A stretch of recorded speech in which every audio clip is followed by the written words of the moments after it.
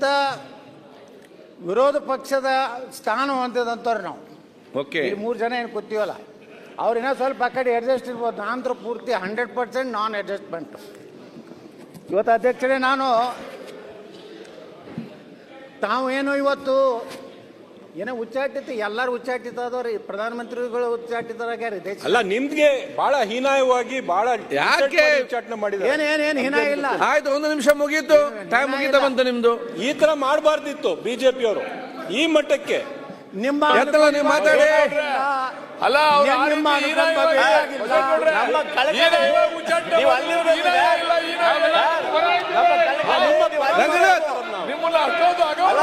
ಯಾಕೆ ನೀವು ಮಾತಾಡ್ತೀರ ಅವ್ರಿಗೆ?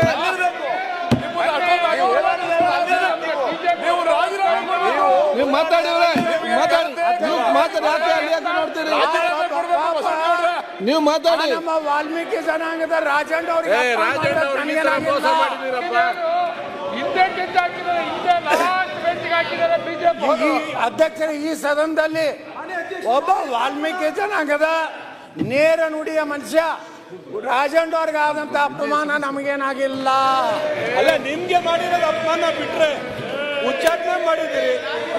ಯಾರು ರಾಜಕೀಯ ಮಾತಾಡಬೇಡಿ. ಆಯ್ತು ಶರತ್, ಮಾತಾಡ್ಲಿ, ಟೈಮ್ ಇಲ್ಲ, ಮಾತಾಡ್ಲಿ. ಆಯ್ತು, ನೀವಾಗ ಮಾತಾಡ್ತೀರಿ, ಅದು ಹೋಗ್ತೀರಿ, ಬರ್ತೀರಿ. ಇಲ್ಲಿ ನಾನೆಲ್ಲ ಕೂತ್ಕೊಳ್ಬೇಕಲ್ಲ. ಅಧ್ಯಕ್ಷರೇ,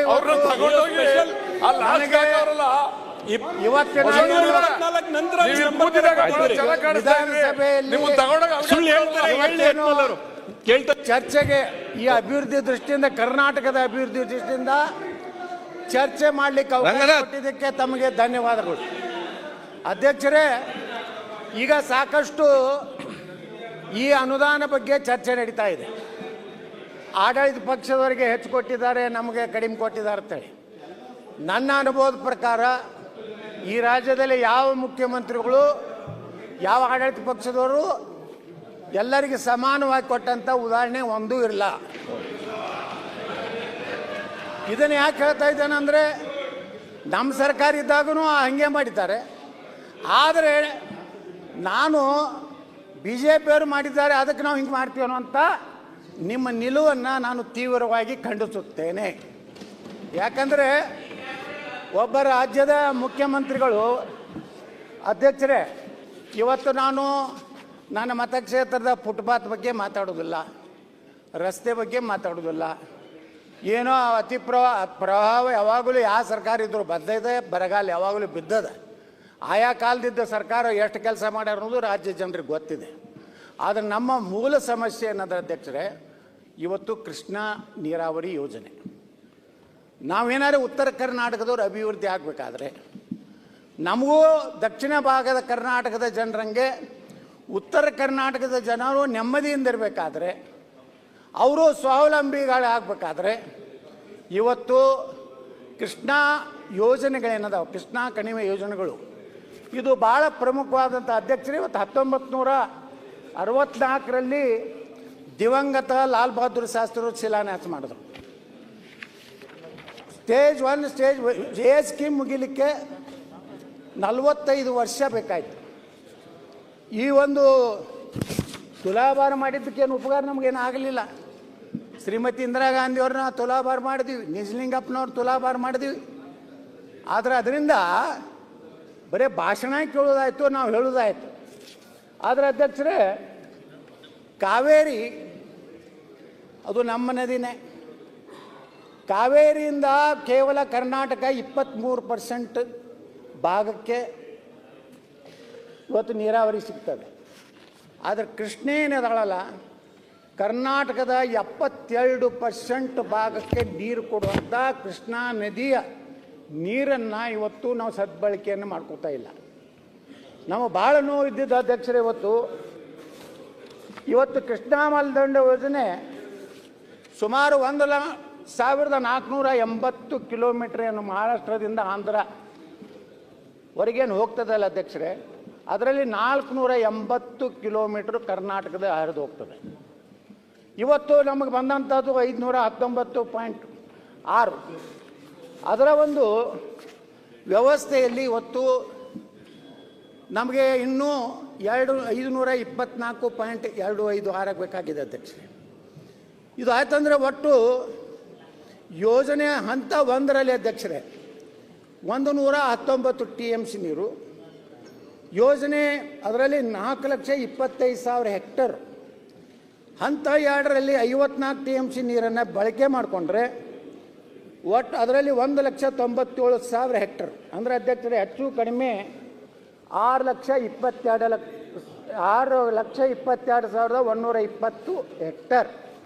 ಅಂದಾಜು ಸುಮಾರು 16ರಿಂದ 17 ಲಕ್ಷ ಎಕರೆ ನೀರಾವರಿ ಆಗುವಂಥ ಒಂದು ಭಾಳ ಪ್ರಮುಖವಾದಂಥ ಯೋಜನೆಗೆ ಅಧ್ಯಕ್ಷರೇ ಇವತ್ತು ಸರ್ಕಾರಗಳು, ಈ ಸರ್ಕಾರ ಆ ಸರ್ಕಾರ ಅದನ್ನು ಟೀಕೆ ಮಾಡೋಕ್ಕೆ ಹೋಗೋದಿಲ್ಲ. ಎಲ್ಲರೂ ಉತ್ತರ ಕರ್ನಾಟಕದಲ್ಲಿರೋ ಜನಪ್ರತಿನಿಧಿಗಳು ಎಲ್ಲರ ಭಾಷಣದಲ್ಲಿಯೂ ಕೃಷ್ಣೇ ನಮ್ಮ ಸರ್ಕಾರ ಬಂದರೆ ವರ್ಷಕ್ಕೆ 25,000 ಕೋಟಿ ಕೊಡ್ತೀವಿ, ನಮ್ಮ ಸರ್ಕಾರ ನಮ್ಮ ನಡೆ ಕೃಷ್ಣೆ ಕಡೆಗೆ ಅಲ್ಲಿ ಹೋಗಿ ಪ್ರತಿಜ್ಞೆ ಮಾಡ್ತಾರೆ. ನನ್ನ ಸರ್ಕಾರ ಬಂದರೆ ಸಂಪೂರ್ಣವಾಗಿ ಪ್ರತಿ ವರ್ಷ 5 ವರ್ಷದ ಅವಧಿಯಲ್ಲಿ ಸಂಪೂರ್ಣ ಹಣ ಕೊಟ್ಟು ಇವತ್ತು ನಾನು ಮುಗಿಸ್ತೀನಿ ಅನ್ನೋಂಥ ಭರವಸೆಯನ್ನು ಕೊಟ್ಟು ಇವತ್ತು ಅಧಿಕಾರಕ್ಕೆ ಬರ್ತಾರೆ ಅಧ್ಯಕ್ಷರೇ. ಆ ದುರ್ದೈವ ಅಂದರೆ ಅಧ್ಯಕ್ಷರೇ ಇವತ್ತು ಈ ಒಂದು ಕ್ಷೇತ್ರದ ಏನು ಭೂ ಸ್ವಾಧೀನ ಪ್ರಕ್ರಿಯೆ ಇವತ್ತೇನಿದೆ ಅಧ್ಯಕ್ಷರೇ, ಇವತ್ತು ಒಟ್ಟು ನಮ್ಮ ಈ ಭೂ ಸ್ವಾಧೀನ ಪ್ರಕ್ರಿಯೆಗೇನೆ ಅಧ್ಯಕ್ಷರೇ ಸುಮಾರು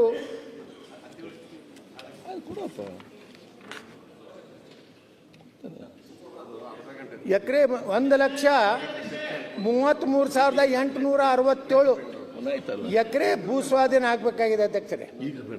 ಇದರಲ್ಲಿ ಈಗ ನಮ್ಮ ಸರ್ಕಾರ ಇದ್ದಾಗ, ಅದರಲ್ಲಿ ವಿಶೇಷವಾಗಿ ನಮ್ಮ ಬೊಮ್ಮಾರಿದ್ದಾಗ ಈ ಭೂ ಸ್ವಾಧೀನ ಪ್ರಕ್ರಿಯೆಯನ್ನು ಪ್ರಾರಂಭ ಮಾಡಿದ್ರು.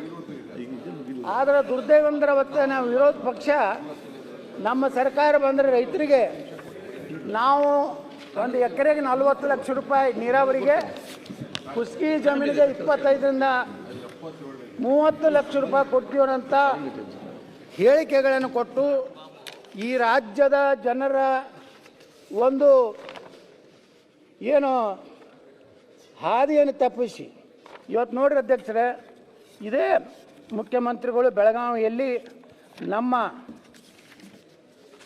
ಕೃಷ್ಣಾ ಕಣಿವೆಯಲ್ಲಿ ಬರುವಂಥ ಶಾಸಕರ ಸಭೆ ಮಾಡಿದ್ರು. ಆ ಸಭೆ ಮಾಡಬೇಕಾದ ಕಾರಣ ಅಂದ್ರೆ ಬಾಗಲಕೋಟೆಯಲ್ಲಿ ಪಕ್ಷಾತೀತವಾಗಿ ಏನು ಸಂತ್ರಸ್ತರು ಈ ಒಂದು ಪರಿಹಾರವನ್ನು ಕೊಡಬೇಕಂತೇಳಿ ಇವತ್ತೇನು ಅಲ್ಲಿಯ ರೈತರು ಹೋರಾಟಕ್ಕಿಳಿದಾಗ ಮುಖ್ಯಮಂತ್ರಿಗಳು ಹೇಳಿದ್ರು, ಬೆಳಗಾವಿ ಅಧಿವೇಶನ ಮುಗಿದ್ರೊಳಗಾಗಿ ನಾನು ಎಷ್ಟು ಪರಿಹಾರವನ್ನು ಎಕರೆಗೆ ಯಾವ ರೀತಿ ನಾವು ಪರಿಹಾರವನ್ನು ಕೊಡ್ತೀವಿ ಅನ್ನೋಂಥದ್ದನ್ನು ಹೇಳಿದ್ರು ಅಧ್ಯಕ್ಷರೇ. ಆ ದುರ್ದೈವ ಅಂದರೆ ಇನ್ನೂವರೆಗೂ ರಾಜ್ಯ ಸರ್ಕಾರ ಭೂ ಸ್ವಾಧೀನ ಪ್ರಕ್ರಿಯೆಯನ್ನು ಪ್ರಾರಂಭ ಮಾಡಲಿಲ್ಲ. ರೈತರಿಗೆ ಕೊಡಬೇಕಾದಂಥ ಭೂ ಸ್ವಾಧೀನದ ಹಣ ಕೊಡುವಂಥ ಯಾವ ರೇಟ್ ಕೊಡ್ತೀರೋ ಅನ್ನೋಂಥದ್ದನ್ನು ಇನ್ನೂವರೆಗೂ ಇವತ್ತು ಸರ್ಕಾರ ಘೋಷಣೆ ಮಾಡದೆ ಇವತ್ತು ಅಧ್ಯಕ್ಷರೇ ನಾನು ವಿನಂತಿ ಮಾಡ್ಕೋತೀನಿ ಸರ್ಕಾರಕ್ಕೆ, ಸುಮಾರು 1.5 ಲಕ್ಷ ಕೋಟಿ ರೂಪಾಯಿ ಬೇಕು. ಇದೆಲ್ಲ ನಮ್ಮ ಸುಮಾರು 177 TMC ನೀರನ್ನು ಸದ್ಬಳಕೆ ಉತ್ತರ ಕರ್ನಾಟಕದ ಅಭಿವೃದ್ಧಿ ಸಲುವಾಗಿ, ಇದು ಕೇವಲ ಉತ್ತರ ಕರ್ನಾಟಕ ಅಲ್ಲ ಅಧ್ಯಕ್ಷರೇ, ತುಮಕೂರುವರೆಗೆ ಕುಡಿಯೋ ನೀರನ್ನು ಕೊಡುವಷ್ಟು ಸಾಮರ್ಥ್ಯ ಇರುವಂಥ ಕೃಷ್ಣಾ ಯೋಜನೆಗೆ ಇವತ್ತೇನು ಸರ್ಕಾರ ಏನು ಹೇಳಿದೆಯಲ್ಲ, ನಾವು ಇಷ್ಟು ಹಣ ಕೊಡ್ತೀವಿ ಅಂತೇಳಿ ಇನ್ನೂವರೆಗೆ ನಮ್ಮ ಬಜೆಟ್ನಲ್ಲಿ 1 ರೂಪಾಯಿ ಇಟ್ಟಿಲ್ಲ ಅಧ್ಯಕ್ಷರೇ. ಈ ಸಲದ ಬಜೆಟ್ನಲ್ಲಿ ಕೃಷ್ಣಾ ಕಣಿವೆಯ ಯಾವ ಯೋಜನೆಗಳಿಗೂ ನಿರ್ದಿಷ್ಟವಾಗಿ ಇಷ್ಟು ಹಣ ಅನ್ನುವಂಥದ್ದು ಕೊಟ್ಟಿಲ್ಲ. ಭೂ ಸ್ವಾಧೀನ ಪ್ರಕ್ರಿಯೆ ಸಂಪೂರ್ಣವಾಗಿ ಸ್ಥಗಿತ ಆಗಿದೆ. ನಾವೆಲ್ಲ ಭಾಳ ಇದನ್ನು ಯಾವ ರೀತಿ ಅಂದರೆ ಅಧ್ಯಕ್ಷರೇ, ಇವತ್ತು ಸುಮಾರು ನಮ್ಮ ರೈತರು ಅವರ ಈಗ ಎಲ್ಲಿ ಸ್ವಾಧೀನ ಆಗ್ತೈತೆ ಅನ್ನೋದ್ರ ಮ್ಯಾಗ ಪ್ರತಿಯೊಂದರ ರೈತರ ಭೂಮಿ ಮೇಲೆ ಇದನ್ನು ಮುಳುಗಡೆ ಪ್ರದೇಶ ಅಂತೇಳಿ ಆ ಉತ್ತಾರಿಗಳ ಮೇಲೆ ಇವತ್ತು ಉಲ್ಲೇಖ ಮಾಡಿದ್ದಾರೆ. ಹಿಂಗಾಗಿ ಆ ರೈತರಿಗೆ ಸಾಲ ಸಿಗ್ತಾ ಇಲ್ಲ.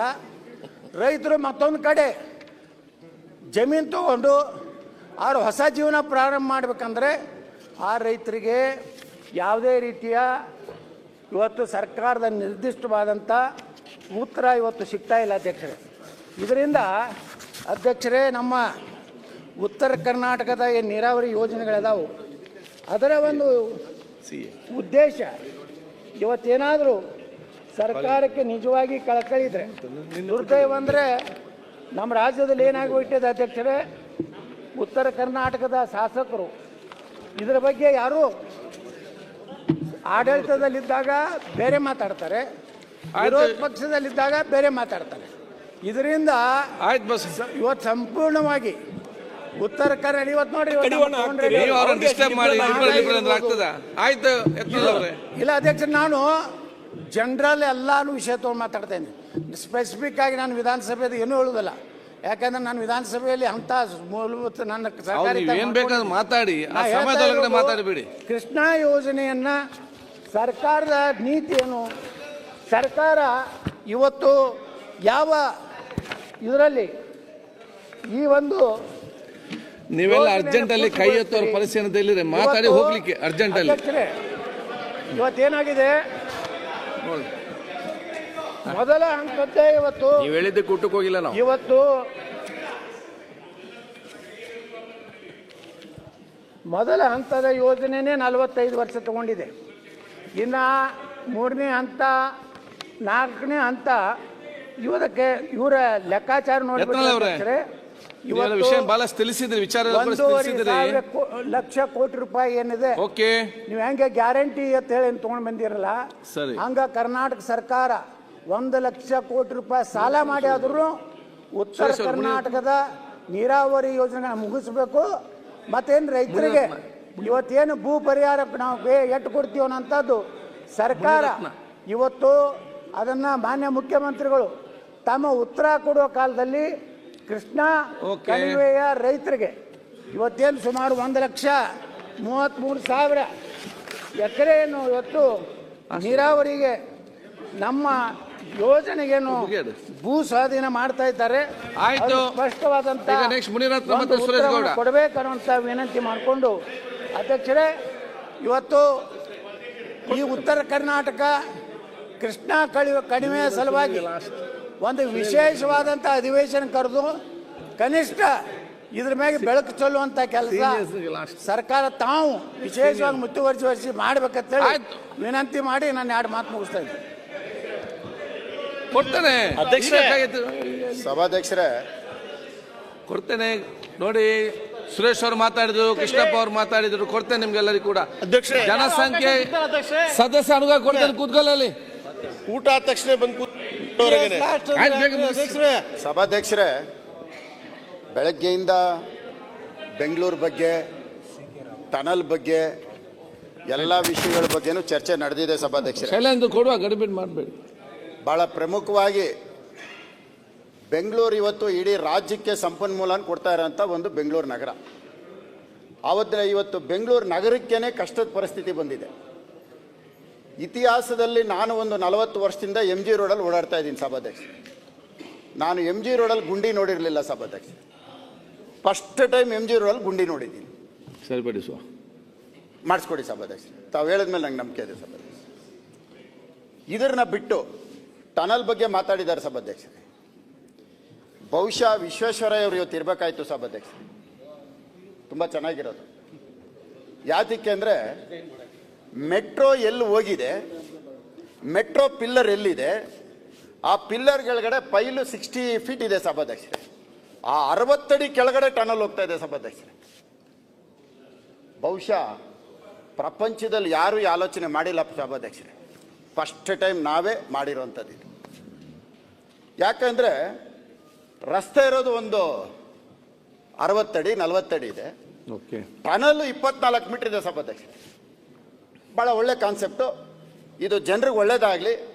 ಆಮೇಲೆ ಎಲ್ಲಕ್ಕಿಂತ ಸಂತೋಷ ಸುದ್ದಿ ಏನು ಅಂದರೆ, ಟನಲಲ್ಲಿ ಓಡಾಡೋರು 1 ಕಿಲೋಮೀಟರ್ಗೆ 16 ರೂಪಾಯಿ 75 ಪೈಸೆ ಕೊಡ್ಬೇಕು ಸಭಾಧ್ಯಕ್ಷ. ಅದು ಸ್ವಲ್ಪ ಕಡಿಮೆ ಮಾಡೋಕ್ಕೆ ಕೇಳಬೇಕು ರೇಟ್. ಜೊತೆಯಲ್ಲಿ ಟನಲ್ ಮಾಡಬೇಕು ಅಂದರೆ ಸಭಾಧ್ಯಕ್ಷರೇ, ರ್ಯಾಂಪ್ 1:30 1:40 ಅಂತ ಮಾಡ್ತಾರೆ ಸಭಾಧ್ಯಕ್ಷ. ಟೆಕ್ನಿಕಲ್ ಆಗಿ ಒಂದು ಟನಲಿಂದ ನಾವು ಹೊರಗಡೆ ಬರಬೇಕು ಎಲ್ಲಾದರೂ ಅಂದರೆ 1000 ಮೀಟರ್ ಬೇಕಾಗತ್ತೆ ಸಭಾಧ್ಯಕ್ಷರೇ. ಆ 1000 ಮೀಟರ್ ಎಲ್ಲಿ ಮಾಡ್ತಾರೆ ಅಂತ ಗೊತ್ತಿಲ್ಲ. ಅದು ಮಾಡಲಿ, ಆಮೇಲೆ ನಾವು ಸಂತೋಷ ಪಡೋಣ. ಈಗ ಟನಲ್ ಬೇಕಾ ಬೇಡವಾ? ಮಾಡ್ಲೇಬೇಕು. ಆಯ್ತು, ಮುಗಿತಲ್ಲ, ಮತ್ತೇನು? ಇದನ್ನ ಮೆಟ್ರೋ ಪೈಲ್ ಕೆಳಗಡೆ ಇಂಜಿನಿಯರ್ ನೋಡ್ತಾರೆ, ನಾವ್ಯಾಕೆ ಟೆನ್ಷನ್ ಮಾಡುದು? ಅದು ಸಂತೋಷ ಪಡ, ಇಂಜಿನಿಯರ್ ನೋಡ್ತಾರೆ, ಅದನ್ನ ನಾವು ನೋಡೋಣ ಸಭೆ. ಓಕೆ. ಆಮೇಲೆ ಬೆಂಗಳೂರಿಗೆ ನಾವು ಬರಬೇಕು ಅಂದ್ರೆ ಏರ್ಪೋರ್ಟಿಂದ, ಬಾಂಬೆಯಿಂದ ಇರ್ಬೋದು, ಡೆಲ್ಲಿಯಿಂದ ಇರ್ಬೋದು, ಎಲ್ಲಿಂದ ಬಂದ್ರೂ ಝೀರೋ ಟ್ರಾಫಿಕ್ ಇಲ್ಲದೆ ಬಂದರೆ ನಾವು ಹೆಬ್ಬಾಳದಿಂದ ಸಿಟಿ ಒಳಗೆ ಬರೋಕ್ಕೆ ಎಷ್ಟು ಟೈಮ್ ಆಗತ್ತೆ ಅಂತ ನೋಡ್ಕೋಬೇಕು ಸಭಾಧ್ಯಕ್ಷರೇ. ಯಾತಕ್ಕೆ ಈ ಮಾತು ಹೇಳ್ತೀನಿ ಅಂದರೆ, ಅಲ್ಲಿಂದ ಬರೋದಕ್ಕೆ 3/4 ಗಂಟೆ ಹೈದರಾಬಾದು, ಚೆನ್ನೈ, ಬಾಂಬೆ ಇಲ್ಲೆಲ್ಲದರಿಂದ 1 ಅವರ್. ಹೆಬ್ಬಾಳ ಟ್ರಾಫಿಕ್ ಮುಂದಕ್ಕೆ ಹೋಗೋದಕ್ಕೆ 2 ಅವರ್ ಬೇಕು ಸಭಾಧ್ಯಕ್ಷರೇ. ಯಾತಕ್ಕೆ ಈ ಮಾತು ಹೇಳ್ತಾ ಇದ್ದೀನಿ ಅಂದರೆ, ನಮ್ಮ ಮುಖ್ಯಮಂತ್ರಿಗಳು ಇಲ್ಲೇ ಇದ್ದಾರೆ. ಒಂದು ನಿಮಿಷ ಅಣ್ಣ ಅಲ್ಲ, ದಯವಿಟ್ಟು ಅದಕ್ಕೆ ಯಾರು ಕಾರಣಕರ್ತರು ನಾನು ಗೊತ್ತಿದೆಯಲ್ಲ, ನಾನು ಹೇಳ್ತೀನಿ ಅಣ್ಣ, ಅದು ಹೇಳ್ತೀನಿ. ಟನಲ್ ಬಗ್ಗೆ ನಾನು ಮಾತಾಡಲ್ಲ, ಅದು ಮುಗೀತು. ಇವತ್ತು ಹೆಬ್ಬಾಳ ಟ್ರಾಫಿಕ್ ಬಗ್ಗೆ ಮುಖ್ಯಮಂತ್ರಿಗಳು ನಿನ್ನೆ ಒಂದು ಉದ್ಘಾಟನೆ ಮಾಡಿದ್ದಾರೆ, ಒಂದು ಸರ್ವಿಸು ಫ್ಲೈಓವರ್ ಉದ್ಘಾಟನೆ ಮಾಡಿದ್ದಾರೆ. ಬಹುಶಃ ಇದು ಗುದ್ಲಿಚ್ ಪೂಜೆ ಮಾಡಿದ್ದು 2016-17ರಲ್ಲಿ ಮಾಡಿದ್ದು. ಅವರೇ ಉದ್ಘಾಟನೆ ಮಾಡಿದರೆ ಸಂತೋಷ. ಸಭಾಧ್ಯಕ್ಷರೇ, ಇವತ್ತು ನಾವು ರಾಜಕಾಲುವೆ ಪಕ್ಕದಲ್ಲಿ ಬಫರ್ ಝೋನ್ ಮಾಡ್ತಾ ಇದ್ದೀವಿ. ಸಭಾಧ್ಯಕ್ಷರೇ, ಬಹಳ ಗಮನ ಹರಿಸುವಂಥದ್ದು, ಬಫರ್ ಝೋನಲ್ಲಿ ರಸ್ತೆ ಮಾಡ್ತಾ ಇದ್ದೀವಿ. ಮುಖ್ಯಮಂತ್ರಿಗಳು ರಸ್ತೆ ಮಾಡೋದಕ್ಕೆ 3,000 ಕೋಟಿ ಅನುದಾನ ಇಟ್ಟಿದ್ದಾರೆ. ಆ ಅನುದಾನ 3,000 ಕೊಟ್ಟಿರೋದು ಬಹಳ ವೇಗವಾಗಿ ಹೋಗ್ತಾ ಇದೆ. ಅದು ಎಷ್ಟು ವೇಗವಾಗಿದೆ ಅಂದರೆ, ಈಗಾಗಲೇ ಅದನ್ನು ಟೆಂಡರ್ ಕರೆಯೋದೇನು, ರಸ್ತೆ ಮಾಡೋದಕ್ಕೇನು ಅಂದರೆ, ಆ ರಾಜಕಾಲುವೆ ಬಫರ್ ಪಕ್ಕದಲ್ಲಿರೋ ಭೂಮಿ ಇದೆಯಲ್ಲ, ಈ ರಸ್ತೆ ಮಾಡೋಕ್ಕೆ ಮುಂಚೆ ಇವಾಗ ಅದು 4 ಕೋಟಿ ಸಭಾಧ್ಯಕ್ಷರೇ. ನಮ್ದು ಎಂಥ ಕಲ್ಪನೆ, ಎಂಥ ಆಲೋಚನೆ, ಎಷ್ಟ ದೂರದೃಷ್ಟಿ. ಈ ರಸ್ತೆ ಮಾಡಿದ ತಕ್ಷಣ ಅದು 100 ಕೋಟಿ ಸಭಾಧ್ಯಕ್ಷರೇ. ನಾವೇನು ಮಾಡೋದು? ಅಲ್ಲ, ಬೆಂಗಳೂರು ಒಳ್ಳೆ ಬೆಳವಣಿಗೆ ಆಗ್ತಾ ಇದೆ, ಬಹಳ ಸಂತೋಷ ಪಡ್ತಾ ಇರೋಂಥ ವಿಷಯ. ಇಂಥ ಪರಿಸ್ಥಿತಿಯಲ್ಲಿ ಮೊನ್ನೆ ಪ್ರಧಾನಮಂತ್ರಿಗಳು ಮತ್ತು ನಮ್ಮ ಮುಖ್ಯಮಂತ್ರಿಗಳು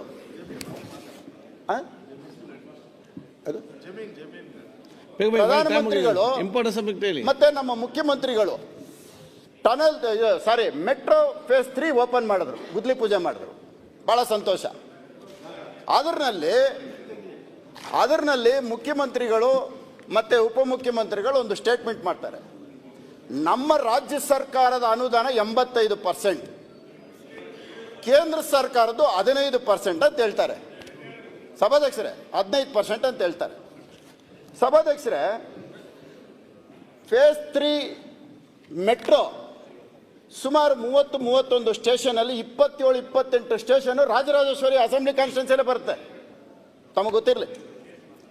ಇದು ಹಿಂದಿನ ಸರ್ಕಾರ, ಅಂದಿನ ಮುಖ್ಯಮಂತ್ರಿ ಬಸವರಾಜ ಬೊಮ್ಮಾಯಿ ಅವರು ಆವತ್ತು ಒಂದು ಪ್ಲಾನ್ ಮಾಡಿದಂಥ ಒಂದು ಕಾನ್ಸೆಪ್ಟ್ ವೆಸ್ಟ್ ಬೆಂಗಳೂರಿಗೆ. ಅದು ಮೊನ್ನೆ ಗುದ್ಲಿ ಪೂಜೆ, ಬಹಳ ಸಂತೋಷ. ಸಭಾಧ್ಯಕ್ಷ, ಈ ಸ್ಟೇಷನ್ಗಳನ್ನ ನಾವು ಮಾಡಬೇಕು ಅಂದರೆ ಲ್ಯಾಂಡ್ ಅಕ್ವಿಜಿಷನ್ ಮಾಡ್ತೀವಿ. ಲ್ಯಾಂಡ್ ಅಕ್ವಿಜಿಷನ್ ಎಲ್ಲಿ ಮಾಡ್ತೀವಿ? 1 ಕಿಲೋಮೀಟ್ರಿಂದ 1.5 ಕಿಲೋಮೀಟರ್ಗೆ ಲ್ಯಾಂಡ್ ಅಕ್ವಿಜಿಷನ್ ಮಾಡೋದು ಇಡೀ ಬೆಂಗಳೂರು, ಇಡೀ ದೇಶದಲ್ಲಿ ಮಾಡ್ತಾ ಇದ್ದೀವಿ. ರಿಂಗ್ ರಸ್ತೆ ಇದೆ ಸಭಾಧ್ಯಕ್ಷರೇ, ನಮ್ಮ ಕ್ಷೇತ್ರದಿಂದ ನಾನು ಮಾತಾಡ್ತಾ ಇರೋದು. ಒಂದು ರಿಂಗ್ ರಸ್ತೆಯಲ್ಲಿ ಲ್ಯಾಂಡ್ ಅಕ್ವಿಜಿಷನ್ ಮಾಡೋಕ್ಕೆ ಸ್ಟೇಷನ್ ಹೆಸರನ್ನ ಮೆಟ್ರೋ ಅವರು ಘೋಷಣೆ ಮಾಡಿದ್ದಾರೆ. ಪ್ರಧಾನಮಂತ್ರಿಗಳು ಗುದ್ಲೆ ಪೂಜೆ ಮಾಡಿದ್ದು, ಮುಖ್ಯಮಂತ್ರಿಗಳು ಗುದ್ಲಿ ಪೂಜೆ ಮಾಡಿದ್ರಲ್ಲಿ ಸ್ಟೇಷನ್ ಡಿಕ್ಲೇರ್ ಆಗಿದೆ. ಆ ಸ್ಟೇಷನ್ ಹೆಸರು ಮುತ್ಯಾಲನಗರ. ಮುತ್ಯಾಲನಗರ ಸ್ಟೇಷನ್ಗೆ ಸ್ಥಳಾವಕಾಶ ಬೇಕು ಸ್ಟೇಷನ್ ಮಾಡೋದಕ್ಕೆ. ಆ ಸ್ಟೇಷನ್ ಮಾಡಬೇಕಾದ್ರೆ ನಾವೇನು ಮಾಡ್ತೀವಿ? ಸಾರ್ವಜನಿಕರ ಸ್ವತ್ತುಗಳನ್ನ ಅಕ್ವಿಜಿಷನ್ ಮಾಡ್ತೀವಿ, ಅದಕ್ಕೆ 1:3 ಪರಿಹಾರ ಕೊಡ್ತೀವಿ. ಬಹಳ ಪ್ರಮುಖವಾಗಿ 1:3 ಪರಿಹಾರ ಕೊಡ್ತೀವಿ. ಪರಿಹಾರ ಕೊಟ್ಟು ಸ್ಟೇಷನ್ ಮಾಡ್ತೀವಿ. ಎಲ್ಲರೂ ಮಾತಾಡ್ಬೇಕಲ್ಲ. ಅಲ್ಲಲ್ಲ, ಹೇಳ್ತೀನಿ ಸಭಾಧ್ಯಕ್ಷ, ದಯವಿಟ್ಟು ಪರಿಹಾರ ಕೊಡ್ತೀವಿ. ನಮ್ಮ ಸರ್ಕಾರದ ಸ್ವತ್ತು 1 ಎಕರೆ 30 ಗುಂಟೆ ನಾವು ಹಿಡ್ಕೊಂಡು. ಹೆಚ್ಚಿನ ವಿಡಿಯೋಗಳಿಗೆ ಪ್ರತಿಧ್ವನಿ ಯೂಟ್ಯೂಬ್ ಚಾನೆಲ್ ಸಬ್ಸ್ಕ್ರೈಬ್ ಮಾಡಿ, ಬೆಲ್ ಐಕಾನ್ ಕ್ಲಿಕ್ ಮಾಡಿ.